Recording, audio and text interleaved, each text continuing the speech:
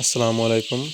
আপনারা দেখতে পাচ্ছেন রাতের বেলা বাচ্চাগুলোকে সরিয়ে দেওয়া হচ্ছে যাতে একসাথে জড়াট না হয়ে যায়।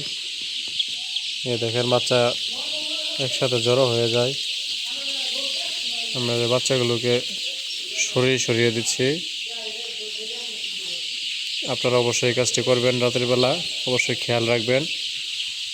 ছোট বাচ্চা যদি একসাথে চাপ লেগে যায় তাহলে বাচ্চা মরে যাওয়ার আশঙ্কা আছে।